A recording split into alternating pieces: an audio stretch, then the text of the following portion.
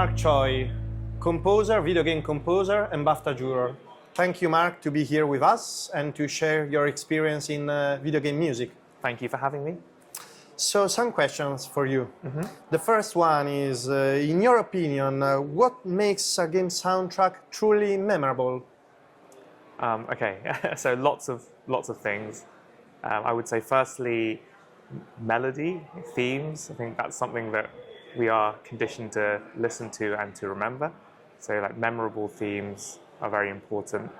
But within the video game itself, there's obviously when is the music being played and how is it being used. So the context of when the music is being played and generated based on what the player is doing is very important as well.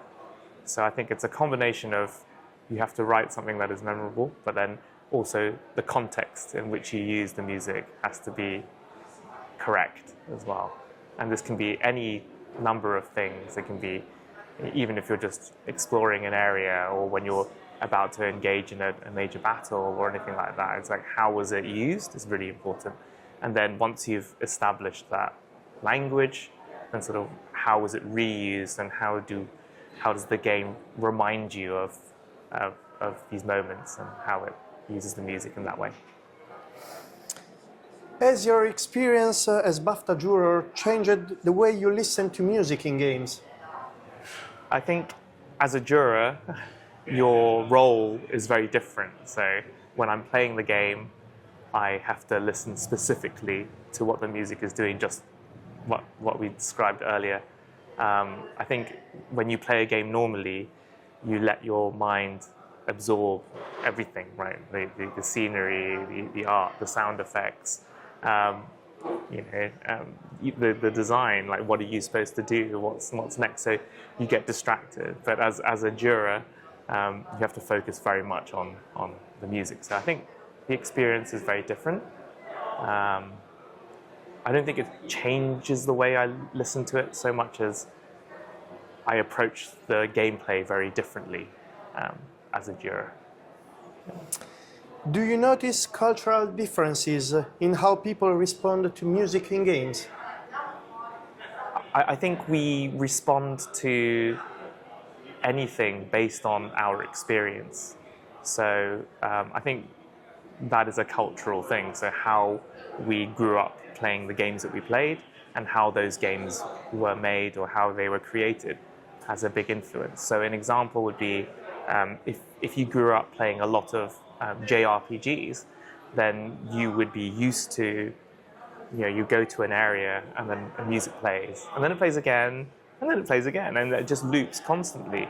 And I think that, if you were growing up in the West or like somewhere like in England or America now and you were playing those games, you might think, oh, that's quite repetitive, and maybe there needs to be a way for it to be different. But I think, if you look at all of the latest titles that come out, they still follow in Japan a similar kind of structure. Right? There's no need to change it too much because culturally that's expected based on what they're used to have. So I think things change, but I think depending on what you grew up with, that makes you feel a certain way when you listen to the music. So yeah, definitely an influence. Have you heard or created something recently that really inspired you? I think all the time. I think most recently, well, I mean, there's a few examples, but I think one would be Black Myth Wukong, when I listened to the soundtrack. I think because I don't hear that, actually, I am Chinese, but I don't listen to a lot of Chinese music, so to hear Black Myth's soundtrack, it just reminded me of all the things that fascinated me about the instruments, and I actually really want to dig into that a little bit.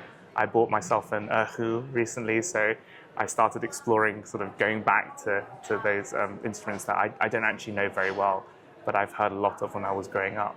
So I think I was very inspired to do that by listening to that soundtrack.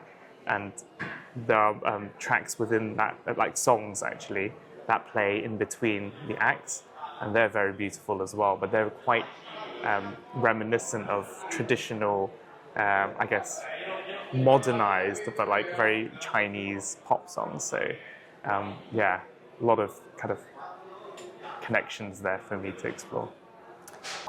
One last question. Do you ever start composing based on a feeling or a specific scene in the game? Definitely, yes. With most games, we're lucky enough to get concept art and then maybe some kind of prototype to play, or sometimes just a gameplay video. But usually, for the really great games, immediately when you see that, you have these kind of emotions, these feelings that come up. So definitely, I would say there are times when you just look at a piece of art and you can already understand, like, this is the direction that I want to go. And usually you have a conversation with the creative director, the audio director beforehand, so you kind of have an idea of what they are looking for. But yeah, when you see the assets for the first time, sometimes it can be a very magical experience. And sometimes I think you already know sort of the narrative arc, what the story is going to be, where is it going to go. So you have a lot of the little building blocks in your mind already, and then you see the stuff and then it begins. Thanks for sharing your experience, Mark. Thank you very much. Thank you.